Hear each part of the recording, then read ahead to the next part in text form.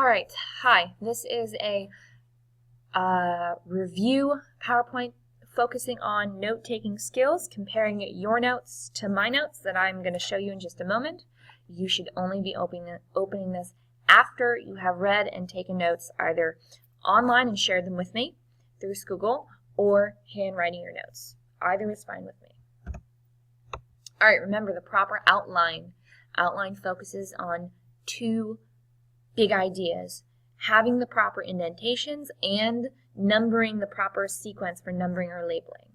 We've got the sequence there, and let's see how we did. You should have titled your page The Persian Empire, and even before you start reading, there's the image. And hopefully if you looked at the map, and below the map, you should have noted the size of the empire. It goes from Turkey and Egypt in the west all the way to the Indus River in the east. You should make note of that. And that's why I put that as Roman numeral 1.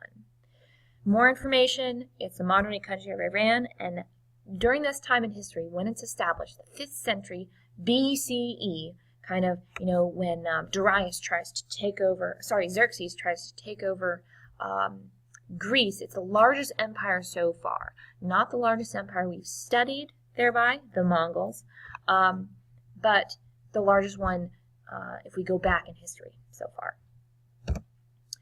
Third section should be called Cyrus is Desirous. He is the guy who establishes the Persian Empire, and he decides to expand. He took Babylon. You should have also noted that he's not cruel. He's a very kind ruler, and you should have had the Jews as your main example.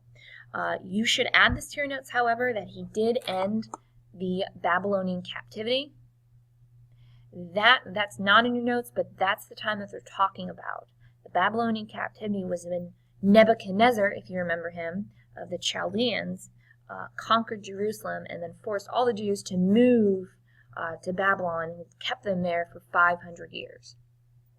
They were also religiously tolerant, and they worked with local rulers, didn't, replace them only when they had to, only if they were bad or refused to bow down to Persian rule. A kinder, gentler kingdom, that's section 4, is pretty important because you should have a section about trade increasing, that's A here. Taxing, how they divided their government, that should be another subheading, and also accomplishments of the Persian Empire as well. And finally, the last section about religion. Thus spake Zarathustra.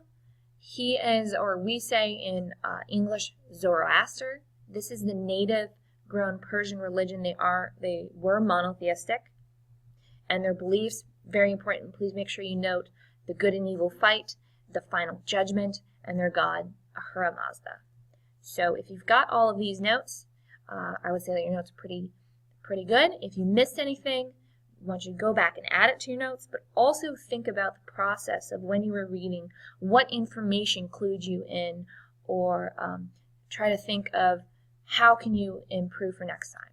We're going to chat more about the Persian Empire next class. You guys, after you finish this, should be working on an article and questions that's about a little more detail about Zoroastrianism. See you next week, guys.